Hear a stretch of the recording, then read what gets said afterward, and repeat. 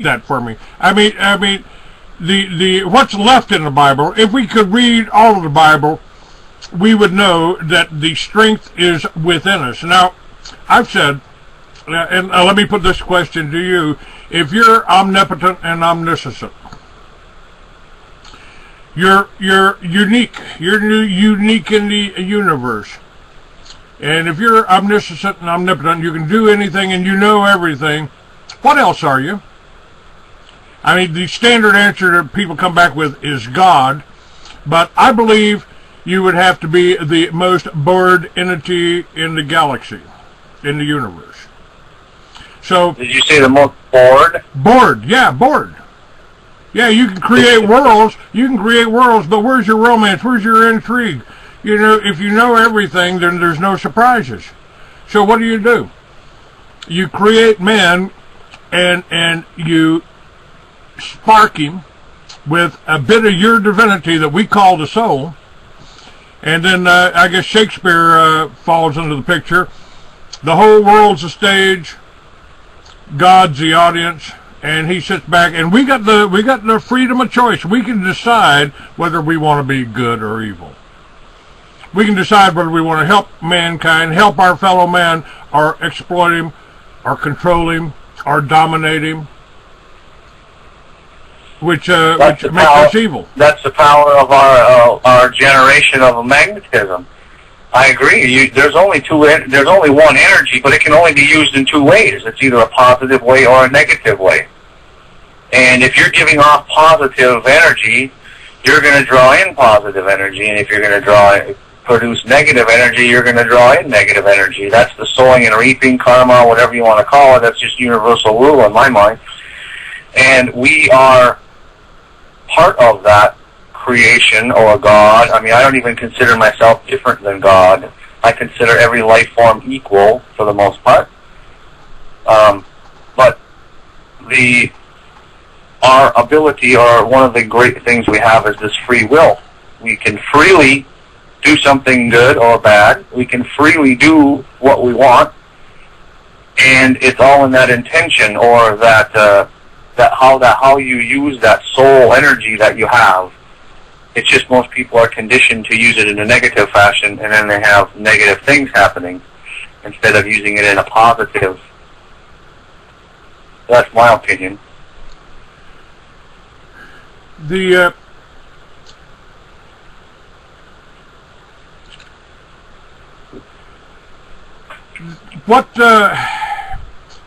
trying to hurt us and to control. They're using religion to control us, and they can't talk about it. If you're a member of a 501c3 church, your preacher can't talk about the things we're talking about on this show right now. Correct. The thing that I find interesting about that is the government controls that through that system, the 501c3, but yet the Vatican and some of these other churches are corp souls, which means they can do what they want. They're not regulated. They're not anything. But yet, if you are these lower religious churches, like local churches, they have to subscribe to a 501c3 status with the government. So then if they step out of line, they lose that tax exemption. But yet those above the local churches, like your diocese and your and higher up, even the Vatican, they're in a corp soul where they're not even regulated or monitored or anything by the government. So who's really in charge here? I give up. It's supposed to be we, the people, are supposed to be in charge. All powers not reserved, not appointed to the government, are to be retained by the people. So, we're not really the rebels here. We're not the people that are rebelling. That's already been done. We're facing this. We're trying to defend our Constitution here. Right. Well, this country was set up on godly principles, and it's been slowly dismantled over the last 200 years since 1780.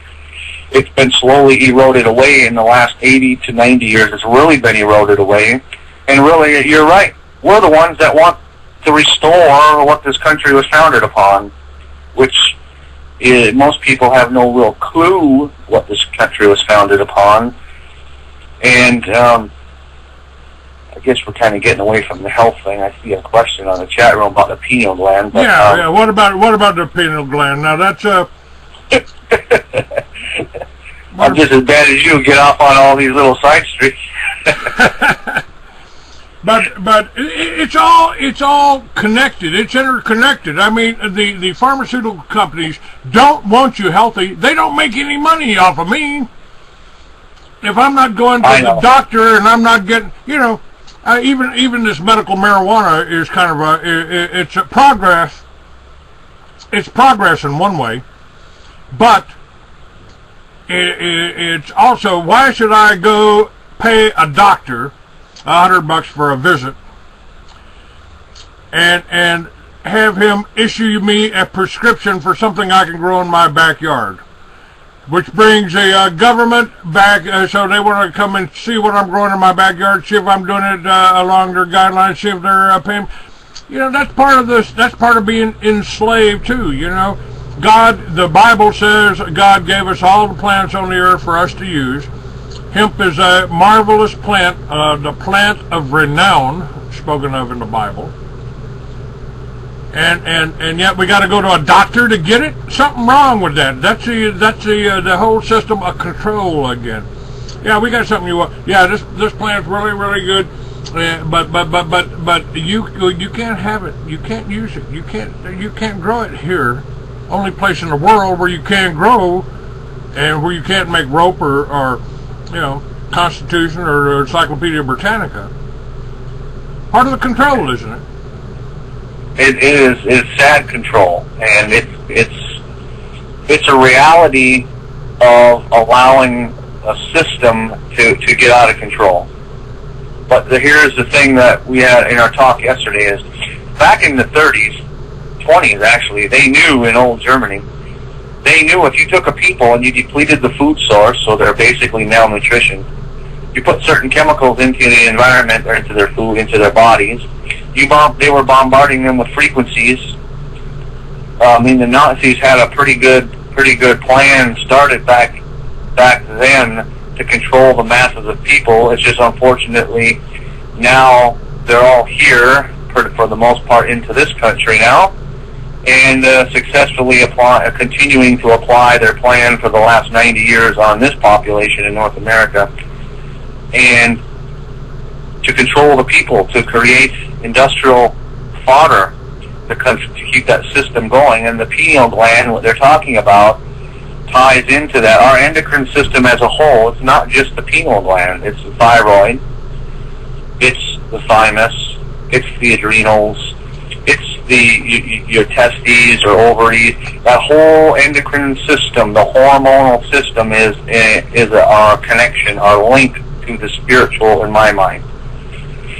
And they've done a good job at malnutrition to keep the ability for our bodies to create these hormones in proper balance and in proper elemental form, that's directly related to the electrical system, that's directly related to our health, that's directly related to our conscious evolution, if you will, our consciousness. And there's a part of us that's evolving, whether we like it or not, inside of us. And this is why we're seeing all the truth coming out. All the people standing up, they're ill. Most people that I know their consciousness is becoming opened and awake, but their bodies, they're living in a car that's really relatively broke down. So they've done a good job at the malnutrition thing, but yet just the universal evolution of consciousness is taking place, and the industrialists don't really get that whole idea that you can kill the car, but there's still a soul in there that is on an evolutionary timeline in evolution. I mean, it's growing, it's evolving, and that's what they're not counting on. They're not getting that, and they're doing everything in their power to keep that soul inside of us, inside our car, the driver, if you will, from reaching expansion or consciousness. And that's what I've taken time to figure out. How do you feed your consciousness as well as feed your body and raise your vibration or raise your health to expand your consciousness? And it's really the same thing. What feeds your consciousness or your evolution also feeds your body. And unfortunately, that's the connection with nature. That's the mind-body-spirit connection. We live in a third dimension being which is tied to this earth. Most people leave that connection out. That resides, in my opinion, that's the minerals, that's the amino acids, that's the microorganisms from the earth. The microorganisms have a, anyhow, did I say that so it sounds clear, Clay? Sometimes I get off on a little I think so, but let me ask you, one of the things, I've been trying to get information, correct information, out to the people for 25 years. And frankly, I'm getting a little frustrated because we've got people like you on here. We've got people that you can't see and can't hear on the mainstream. We talk about subjects that you can't talk about on the mainstream. And yet, I am not getting the support. I didn't get any support from the Patriot movement that I helped found before, after my so-called accident. I didn't get any help. And I am not selling the number of books that I should sell. I'm not doing what I was doing before the accident. And it's like nobody can get together. They don't understand that the whole theme of conquest is divide and conquer. So they put us into little groups. Oh, you're a truther. Oh, you're a birther. Oh, you're a tax protester. Oh, you're anti-government. Oh, you're a liberal. Oh, you're a conservative. You're a Republican. I'm a Democrat. What is? Why can't we just be Americans? Why can't we just be humans? Why can't we say, this is good for me and my children? So it'll be good for you and yours. Doesn't matter what religion you are, doesn't matter what race, doesn't matter what country you came from. Well, that's part of the plan in my book. I see that everywhere because I belong to several different movements. Not belong, subscribe, friends with, associate. I see the same thing. I travel all North America, and I see the same thing. People are not, it's a systematic compartmentalization to keep everybody separate from everybody else. That's the industrialized mentality, the de facto mentality. To keep you from knowing your neighbor, from keeping you from knowing your grandpa, from keeping you separate from your boss, to keep you in one cubicle so you don't talk to the next guy to know that he got a 50-cent raise and you didn't because he was over there under the table getting a raise. It's compartmentalization to keep everything controlled. All the sheep got to do is get together, like what you're saying, band together, and realize that, just like in the Matrix, if you will, they don't really have any power if you don't give them any power, and they're only counting on their power because they're pulling the fear out of the people, and they're feeding on fear. If people would educate themselves like a sovereign should, and stand up for themselves like a sovereign should, if they would take their health into their own hands like a sovereign should, and band together with their neighbor, their brother, their sister, and realize that they're the power for the system like a sovereign is, and that's where the power lies. But as long as everyone's arguing and fighting, what is that verse in the Bible about straining at a gnat and swallowing a camel? Well, by golly, everyone's swallowing a diet of camel lately because everybody's straining at gnats. They're all picking at each other. They're not realizing that we're all living in North America, and our forefathers knew that, even though they had all different religions there and all different mind frames and all different levels of societal status, but they all band together. Our forefathers went through hell. Most of them died for what this country was founded upon, and now we're going to have to go through the same crap again the way I see it. There's going to be a lot of people dying, and there are. Like the fellow in Arizona that just got shot from the Republic. for standing up and saying something and helping a movement start. Anyhow, that's another rant. Well, on the other page, Jim Power says, just read the diet on his webpage, totally money. This guy is awesome, and I believe he's talking about you. I hope so. Well, the website's getting updated. It's a couple years old now, both of my websites, all three of them actually, because we've got some new formulas, we've got some new things happening. With all this new medicine coming out, it's making it easier for the body to heal when you have new understanding. And to really think about who you are and what you are and the simplicity of things. See, I don't have a stethoscope or a white coat. You come to my clinic, you sit in my house. I come to you. I sit in your house or in a restaurant or wherever. Health is not difficult, but the industrialized mentality has compartmentalized and demonized and made things difficult, that you have to have 9 or 10 years of training. You have to have this. Well, I'm sorry. Some of my trainers, I should say instructors, are old world shaman. I've been just fortunate to pick this body to come into to realize that I have Native American earth medicine in my blood. I also have European Celtic gypsy in me, as well as a lot of your other European. So I'm basically a mutt of the earth.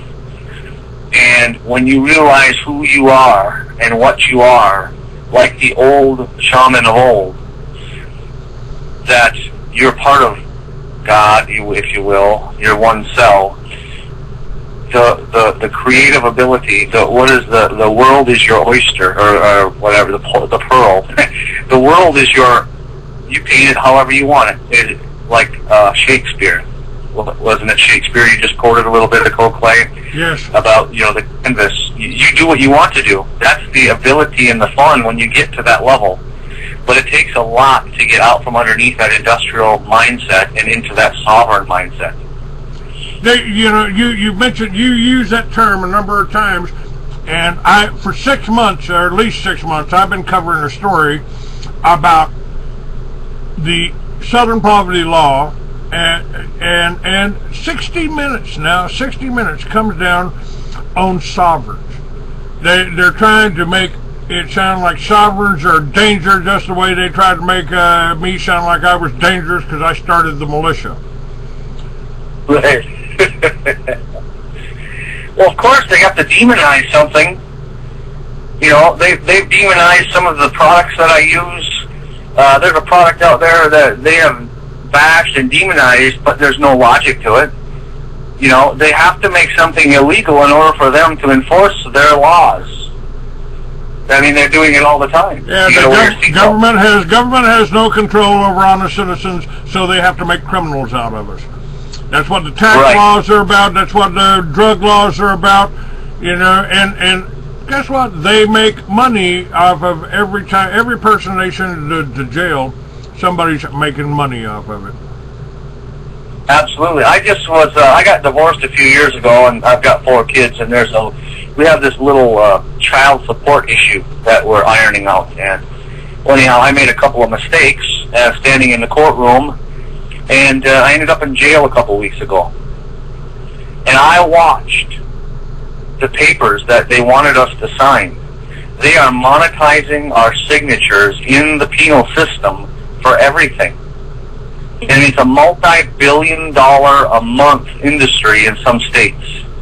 It's all an illusion. Anyhow, it's all paper money. I mean, there's not even money. It's just Federal Reserve notes. It's a monopoly game. But my point is, they're creating so much money out of thin air from our corporate account through our signatures. It's amazing. But there's a secret, and the system has remedy, because that system, that industrial system, knows of karmic law or sowing and reaping. They have to give you remedy. They hide the remedy, but there's a bunch of people in this country digging those remedies out and finding them.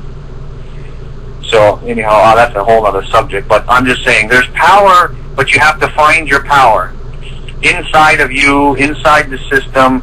And that's really what I want to share with people is you're not powerless. You are a powerful being in there. You just need a little bit of help and someone to kick your butt and to hold your hand. And that's really what we do in the clinic. And you know, to me, if you were teaching this clinic at Liberty Villages, now each Liberty Village, the way I've designed them, has a central structure, a yurt, let's say, that acts as a meeting hall, as a restaurant, as a gift shop. And if you are teaching the people that are there, even if they're just visiting for a day or a night, and they can be subjected to this and educated to this, and they can see what it's like to grow your own food, what it tastes like to eat real food, and you're teaching them at the same time how to be healthy. Now all the Liberty Villages, I just had Dr. Jake Wade on. He's the Dean of Timothy Bible College. He's the founder of the Little Red Schoolhouse that I promoted on shortwave for many, many years. Homeschooling, teaching. You know, the bad thing about homeschooling is that there's no social life. Your children have no social life. You know, and to me, that's what Liberty Villages would incorporate. You got a social life. You're learning. You can learn right from home, and then you can go out and put it into action by growing your own food, milking your own goats, raising your own animals, gathering your eggs, and you know, cooking the chicken for Sunday dinner. Right. Well, I remember I rode with you when we were looking at that town. Was it Plias or something? That mining town. Yeah, for Liberty Village at one time. Yeah, the one I tried to buy, the one that they demonized me in. They sent people down there to tell the inhabitants, oh, that militia guy from Albuquerque wants to come here and sit up on that mountain and shoot illegals. I remember that. I raised $250,000 to buy Plias, and the governor Richardson came in the television and said, oh, we need to buy Plias. They overbid me by $3 million. That's when I came up with the whole concept of Liberty Villages.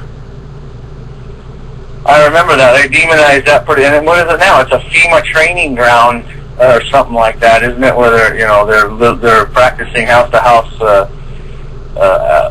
plant invasion or whatever the hell. But I agree. I have the same or similar thinking that we have to go back to community, whatever you want to call it. And they're starting to form around the country. There's more people that are. I wish people would just band together, and I find that I'm taking it upon myself, if you will, to help people network amongst each other, because we're communal beings. We don't get how do you say it? Our eyes point out. Our feeling, you have to touch something in order to get a feeling. Our sensors. And we rely, and demand community. The industrial mindset does not. That's what I like about what I keep saying, the word sovereign, because I'm going to say it's not a bad word, it's not a bad concept, like the media, who is owned by the industrialists, wants you to believe. I believe sovereignty is a good thing, and it's also mandatory and necessary for human beings to live in that communal setting. Science has proven it. You take a kid, you lock the kid in the closet, or you keep it isolated away from everybody, there becomes some negative programming in that child, as when it's an adult, there's problems. And if you raise the same child in a community setting with a family, with love, with nurturing, there's a whole different set of programs that get instilled into that body. And that's why I like Clay's idea about the Liberty Villages. It makes sense to me. And I wish more people would get to that point and see the benefit of living in community, because we have to. And really, that's our only strength and hope in the days to come, with this industrial system trying to hold its ground by force. The only protection we have is community, in my book, and banding together. Because like our forefathers did, they did the same thing. They banded together, and they pushed the British back. So I'm aligned with you there, Clay. You know, and that's what really frustrates me now. We got a way to do this. I mean, I'm not talking about making money. I mean, I'm not. You know, I've got a lot of knowledge. I've done a lot of research on this for the last 25 years. I've got all the names. I got all the addresses. I got the people that make this stuff, and you know, all we need to do is put it together. It can be done as a cooperative. It can be done, you know, just like they've been doing it in Europe for hundreds of years. And why aren't people willing to get together and do this kind of thing? I mean, to me, this is the Liberty Village concept is where I would like to retire. I'd like to retire in a place with kids running around, couples running around, you know, people working together for the common good. Now, why can't we do that? Why can't people just stand up and do that? Because they don't understand. They feel that they're powerless. The other thing is, like down here we're down in Louisiana now. We went to New Orleans, and there's a system that's throughout this whole country, at least in the bigger cities like New Orleans. They're bombarding frequencies in the air to keep people scared, to keep people on edge and uneasy. And it's very easy, like I was talking about before. They knew this back. The Nazis did a really good job at this. You deplete the food system. You bombard chemicals. You bombard these frequencies in the air. You can keep people uneasy and easily controlled with fear, and these frequencies are being put out. You leave the city of New Orleans if you really are attuned to energy. This is happening in St. Paul, Minnesota, Indianapolis, New York City, Boston, Philadelphia. Every big city that I go to, you can feel it. At least I can feel it. Those that have made it a practice to notice those kind of things. They don't want you to be organized. They don't want you to be in community. They don't want you to be healthy, because then they lose their power. The industrial mentality only gets their power if you're uneasy and scared. It's just like the Matrix. Do you want the red pill, or do you really want the blue pill? And that's exactly what Alex Jones is doing. He's giving you 90%. Good propaganda is 90% truth. With Alex Jones, he leaves out. He won't point the finger at the Zionists, at the Israelis, at the Jews, at the Christ killers, at the Pharisees, or at the money changers, because he benefits on that. He's got a $250,000 house that he just bought. You know, he don't want to talk about his advertisers, because some of his advertisers are Jewish. Well, right. Well, someone's got the money. You got to have the money, you know. Just like what was said yesterday, the Supreme Court cases. Okay, the United States Supreme Court allows 18 to 20% positive results, you know, to keep the balance. The system is corrupt. They're going to do what they want to do. But they let a few people win every once in a while to have the illusion that they're that they're just and equality is there. And it's just like everything else. There's a huge portion of truth in this information. And you really need to be clear on your intuition and your inside, that little small voice that resides in us, to tell you